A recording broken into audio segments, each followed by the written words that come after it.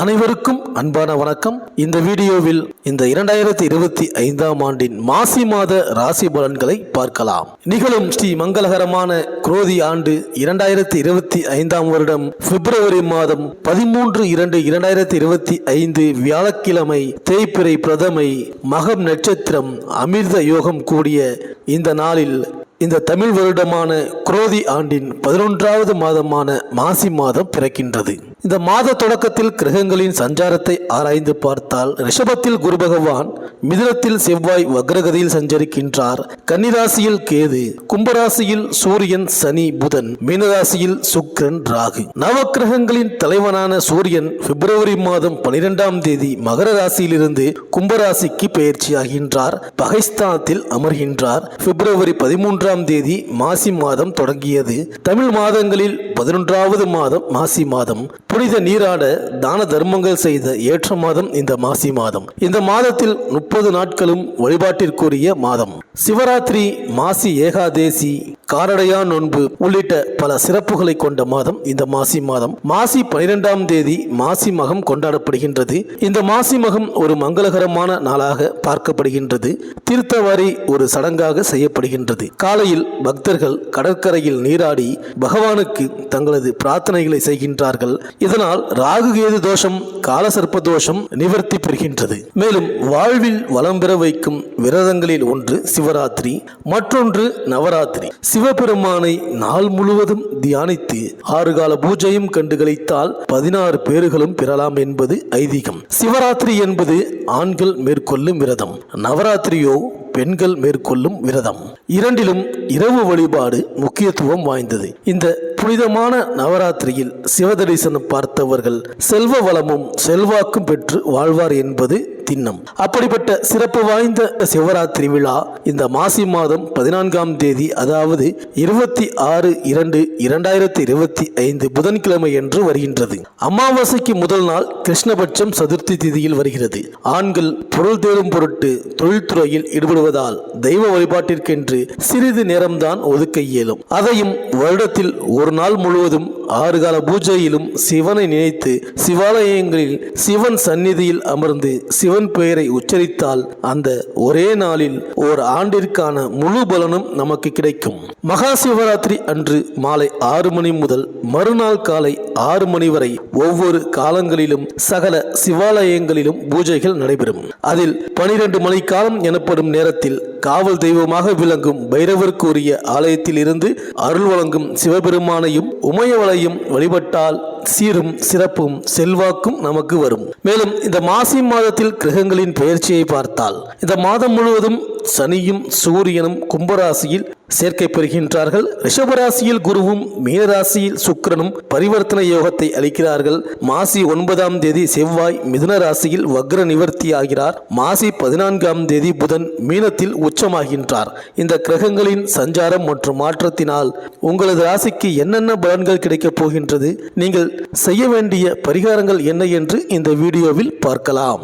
சூரிய பகவானை ராசிநாதனாக கொண்ட சிம்மராசி அன்பர்களே, இந்த மாசி மாத கிரக நிலைகளை ஆராய்ந்து பார்க்கும் பொழுது உங்களுக்கான உயர்வு குதூகலமான மாதம் இந்த மாசி மாதம். எல்லா விஷயத்திற்கும் விடிவு காலம் உண்டாக போகின்றது. சாத்தியமில்லாத விஷயங்களில் இறங்கினாலும் அனுகூலமான லாப உயர்வுகளை அடைந்து விடுவீர்கள். அனைத்து கஷ்டங்களுக்கும் தீர்வு ஏற்பட்டு ஒவ்வொரு விஷயத்திலும் புதிய உயர்வுகள் ஆரம்பமாக போகின்றது. ராசிநாதன் சனி பகவானுடன் கூட்டணியாகி அவரது வீட்டிலேயே புதன் இணைந்து அமர்ந்திருக்கின்றார். குரு கேது கிரகங்கள் மட்டும் கொஞ்சம் சரியில்லை.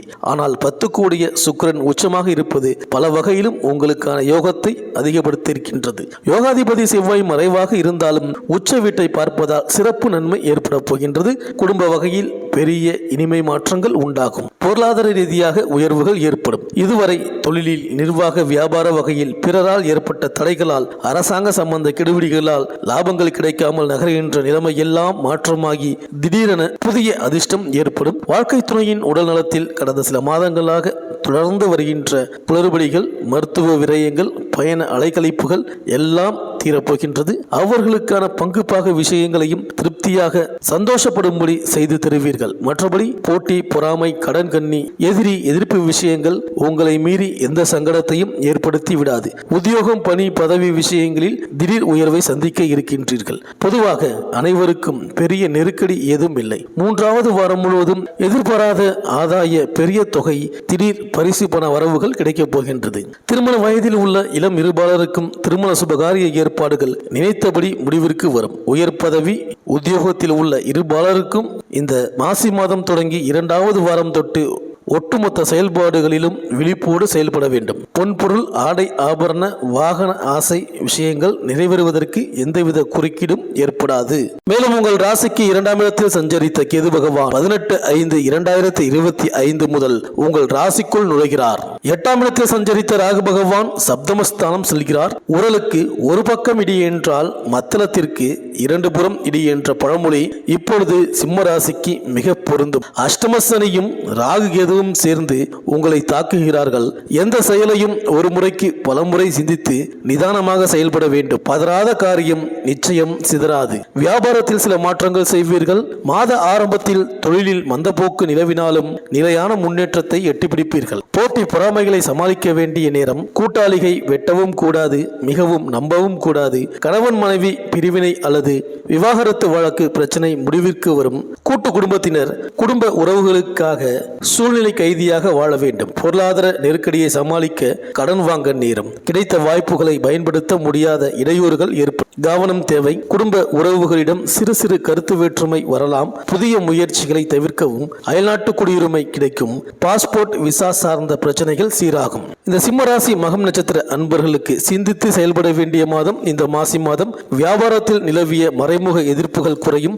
வேலையில் இருந்து ஓய்வு பெற்றவர்களுக்கு புதிய தொழில் தொடங்கும் எண்ணம் உதிக்கும். வேலை செய்யும் இடத்தில் அனுகூலமான சூழல் காணப்படும். கண்டகச்சனையால் பிரிந்த தம்பதிகள் சிலர் எதிர்பாராத இடமாற்றத்தால் குடும்பத்துடன் இணைவார்கள்.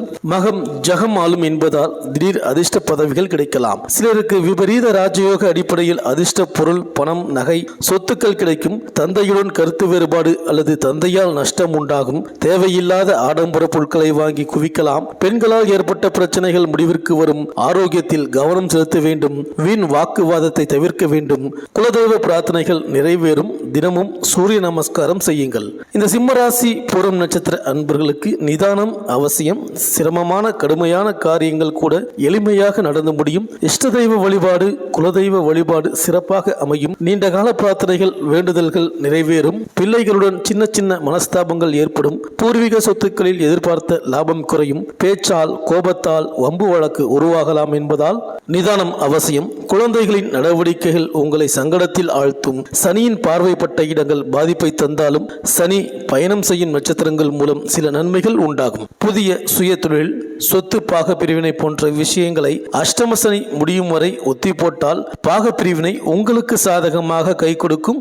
மாணவர்கள் படிப்பில் அதிக கவனம் செலுத்த வேண்டும். ஆண்டாளை வழிபடுங்கள். இந்த சிம்மராசி உத்திரம் நட்சத்திரம் 1ஆம் பாதத்தில் பிறந்தவர்களுக்கு இந்த மாதம் வரவை காட்டிலும் செலவு அதிகரிக்கும். தேவையற்ற நட்புகள், உறவுகளின் தொல்லைகள் ஏற்படலாம். சொத்துக்களாலும் சொந்தங்களாலும் சில பிரச்சனைகள் தலை தூக்கும். உறவினர்களுக்கு செய்யும் உதவி உபத்திரமாக முடியும். சிலருக்கு விற்பனையான சொத்தால் வில்லங்கம் வரலாம். வழக்குகள் விசாரணை தள்ளி போகும். மூத்த சகோதர சகோதரிகள் முன்னுக்கு பின் முரணாக பேசி குடும்பத்தில் குழப்பத்தை ஏற்படுத்தலாம். அரசு அதிகாரிகளுக்கு பதவி உயர்வு நிச்சயம். சிலருக்கு மருத்துவ செலவு உண்டாகலாம். சிலர் கௌரவம் அல்லது பெருமையை நிலைநாட்ட வீண் செலவு செய்வீர்கள். சிலர் வீடு, வாகனம், பிள்ளைகளின் திருமணம் இது போன்ற சுப செலவிற்காக கடன் வாங்குவீர்கள். சில எதிர்மறையான பலன்கள் கூட நடைபெற்றாலும் குரு பகவான் எதையும் எதிர்கொள்ளும் தைரியத்தை உங்களுக்கு வழங்குவார். நரசிம்மரை வழிபடுங்கள். இந்த சிம்ம ராசியினருக்கு இது திருமணத்திற்கு ஏற்ற காலம் அல்ல.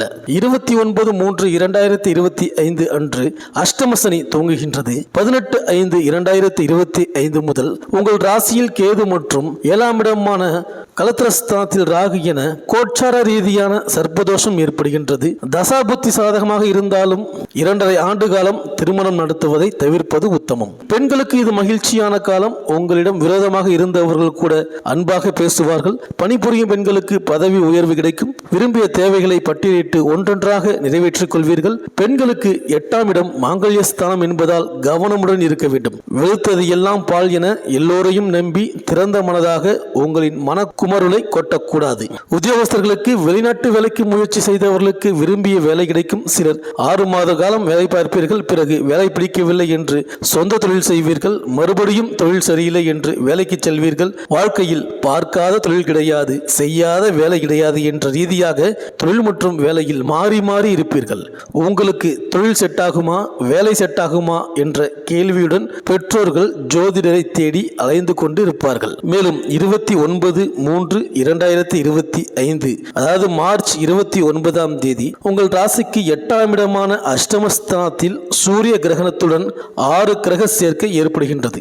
சனியும் ராகுவும் ஒன்றையொன்று கடக்கும் ஏப்ரல் மே மாதங்களில் யாரையும் நம்பி வாழ்க்கையை பாதிக்கக்கூடிய முக்கிய முடிவுகளை எடுக்கக்கூடாது. இந்த சிம்மராசி அன்பர்கள் ராகு கேதுவின் பாதிப்பை குறைக்க மலை சார்ந்த இடங்களில் உள்ள கோவில்களுக்கு செல்ல வேண்டும். திருவண்ணாமலை செல்லலாம். திருவண்ணாமலையில் சிவனே மலையாக இருப்பதாக ஐதீகம். திருவண்ணாமலை சென்று அண்ணாமலையாரை வழிபட ஆத்ம ஞானம் கிடைக்கும்.